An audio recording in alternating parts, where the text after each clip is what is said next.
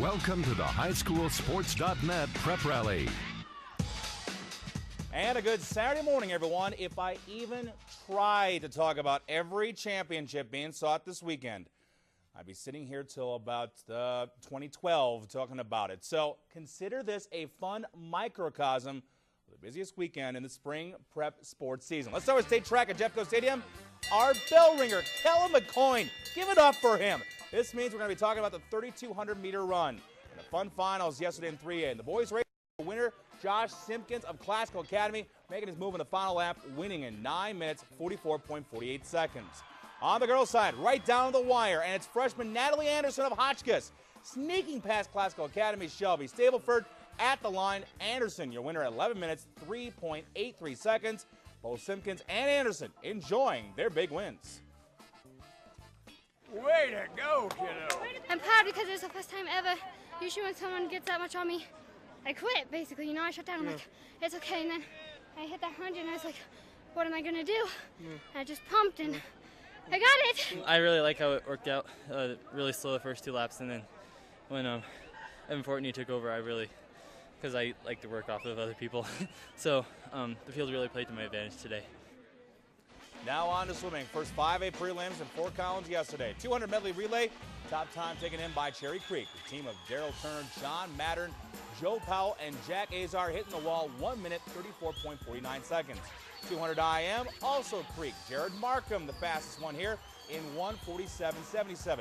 He also had the fast times in the 500 freestyle prelims. Now, Creek will figure into the race for the team title today at 5A, but other schools were able to shine last night. 200 freestyle, Josh Ginsburg of Fossil Ridge with the fastest time, 1:41.17. And after he did this last night, he was off to get his diploma at Fossil Ridge's graduation.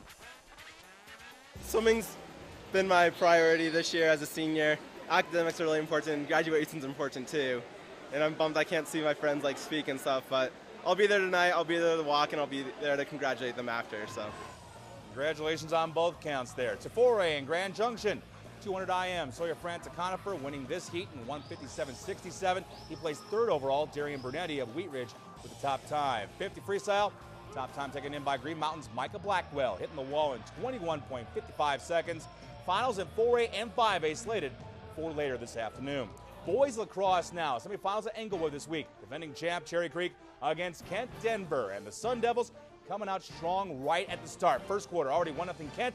Bailey Tills doubles that. Falling down sideways, still gets it in. 2-0 Kent.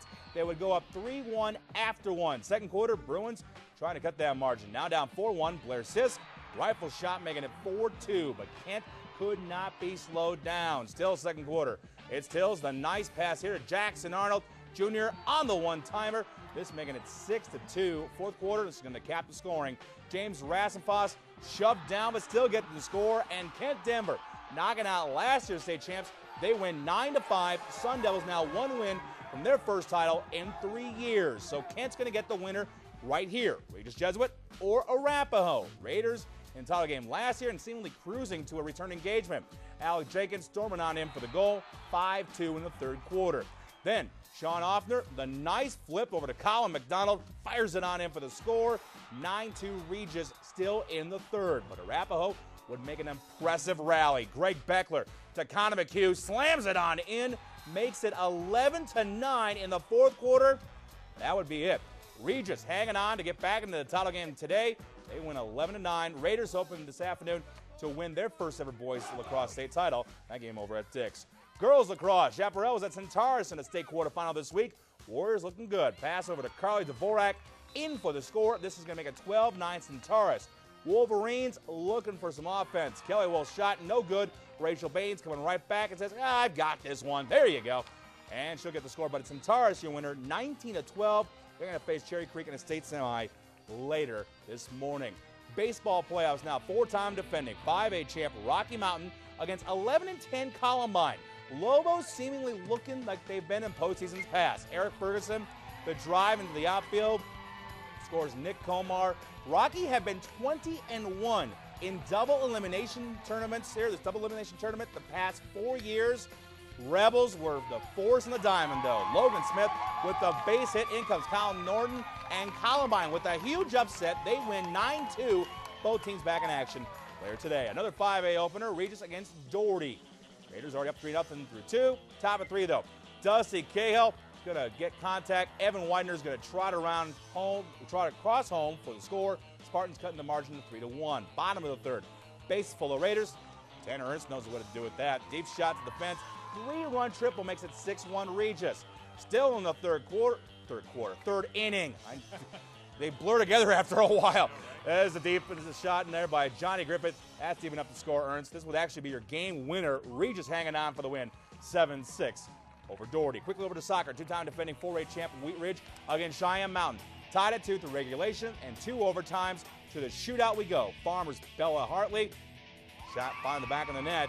Later, the Indians' Jade Hilbert with the shot, but it's blocked by Hannah Van Wetter. She was great at net here in the shootout. And to ice it, Lise Boisnard gets it in, and defending 4A champ Wheat Ridge stays alive, outlasting Cheyenne Mountain 4-2 in the penalty kicks. They're going to take on Palmer Ridge in today's semifinal.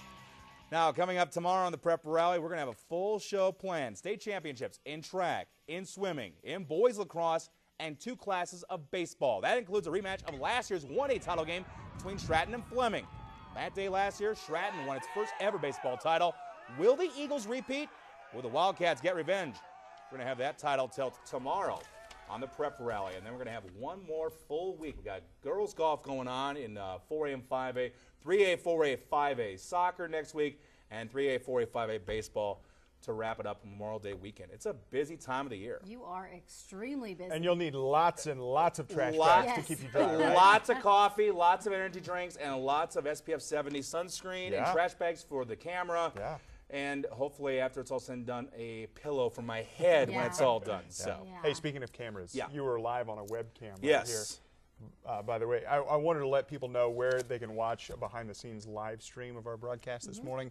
Go to our Facebook page. You can check it out there. We have a link to it there. And people watched you do a great prep sports. It's a lot of fun. I'm just kind of seeing it right there. Jesse is the best prep reporter any channel in Denver has had in the past 40 years. I could agree with that. Wow. I could agree with that. That's even before I was born. Thank you very much for that. Thank you very much. You got it. Welcome to the highschoolsports.net Prep Rally.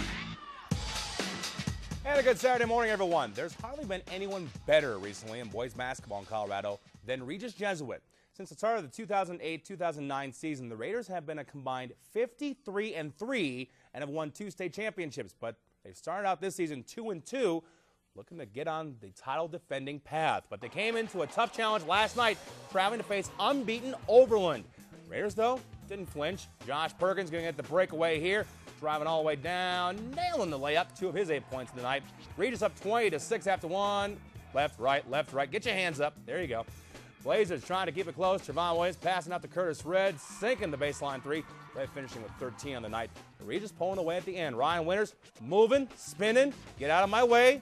Put it on in there. He led Regis with 18 points. Raiders going to 3-2. Overland, that's the first loss of the year. Getting the win, Regis 70-54.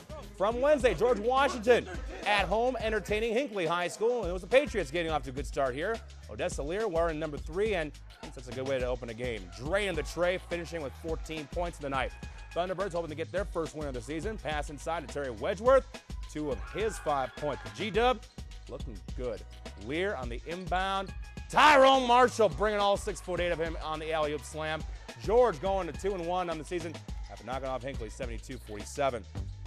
Girls basketball now. Bear Creek hosting Eagle Crest last night. Here is point guard Vanessa Maestas driving hard to the hoop, scoring for the Bears right there. And it's the Raptors' turn. Eagle Crest Deonda Westbrook, top of the key for the 3. Bear Creek would answer with a 3-pointer from Sarah McElberg. This game right here would go to overtime last night with Bear Creek getting the win 48-38. Now to Golden we go. The Demons hosting North Glen on Friday night. And here's North Glen's Deidre Zuniga with the pull-up jumper. She led the North with 8 points. Back comes Golden. Freshman Haley Blodgett, put back and rebound for 2. She had 5 in the night. Golden's Caitlin Tripp off the glass, short jumper. She led all scores with 18 points. Golden now 4-1. They win 54-26. To hockey now. Kent Denver off to a 1-2 start, facing Heritage at DU Wednesday. Less than 2 minutes in, Sun Devils hitting the net first. Pass ahead to Hunter Hartman. rifles it on in there. 1-0 Kent with the lead. Get your congratulations because you got to go back to the ice. Sun Devils doubling it up later in the first. This time Jordan Freeman with the rocket. 2-0, and more congratulations there for Kent Denver. Eagles would get on the board late in the first period on the power play. Leon Sessamon able to poke it on in. 2-1 Kent after one. Kent would hang on for the win over Heritage. 6-4. To the hot shots we go. Tyler Lawson with Thunder Ridge boys. Oops. Hosting Thomas Jefferson. Second quarter. Swinging it on over to Ryan Arnold. Knocking the 3-ball down. Then Arnold wants to keep it for himself. Driving all the way on in for another 2 points. Spartans will stay in this one. Third quarter. Antonio Clark. Sweet move and the bucket. T-Ridge going to 3-1 on the year. They beat TJ 45-38. And Madison Anderson with a close finish last night between Lyman and Kiowa boys hoops. Third quarter. Colton Beatty knocking down the long three-pointer, putting the Badgers up 37-24. In the fourth, Indians with 9 rally. Emmanuel Munoz hits that jumper, making it 43-42 Lyman. Then under 20 seconds ago, Jordan Gabehart, long three, making it 46-45 Lyman. With the Badgers, Jason Brown hitting that free throw there to end the scoring. Lyman staying unbeaten after beating Kiowa 47-45.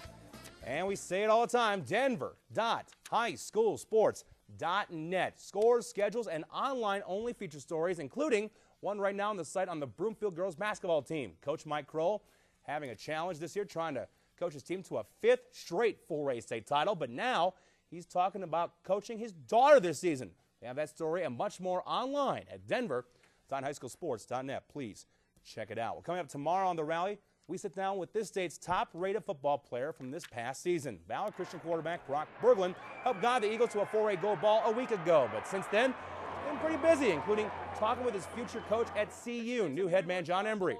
We'll catch up with Berglund tomorrow. Plus, the Overland hip-hop dance team was involved in a scoring snafu last week at the State Spirit Championships Friday. They had a chance to finally have a full celebration for winning the state title. We'll hear from them as well tomorrow on the prep rally. It's actually kind of fun watching them do their routines. They did the state routine that they did at the rally. They did it last week at the state, and it was phenomenal. It was fun to watch. We think it'd be kind of fun to see you do the routine out It's there. like when George Costanza, remember the episode of Seinfeld when Elaine danced at the Christmas party? Yeah. It's like George Costanza says, it's like a full-body dry heave set to music. It's just not good. You don't want to see that. We want viewers. 2 left feet. Yes, 2 left feet. All right, thanks, Jesse. We'll be right back. Yes. Welcome to the highschoolsports.net prep rally. And a good Sunday morning, everyone. Anytime a Denver Prep League showcases 2 of its schools at the Thunderdome and Manual High School, it's always exciting. And Montbello knows all about excitement at the Thunderdome. Last season, they went toe-to-toe with Denver East and used this buzzer-beating shot by Isaiah Cooper to knock off the Angels and win the City League Championship.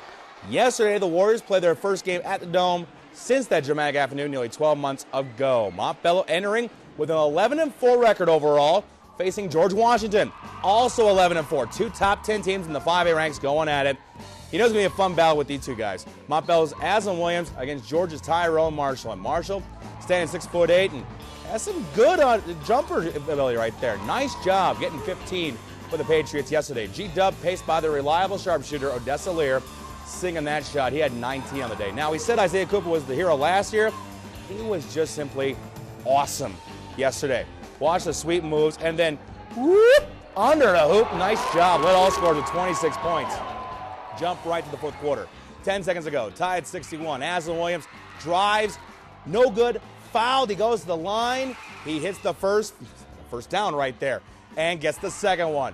They're up 2. Last chance for George. Deflected, and that seals it. Montbello winning another thriller at the Dome yesterday. They beat George Washington 63-61. In practice, I dream about it, just my coach always gives me scenarios like, you could use last game, you down by 1, it's tied up, you got to hit these free throws, this much time left.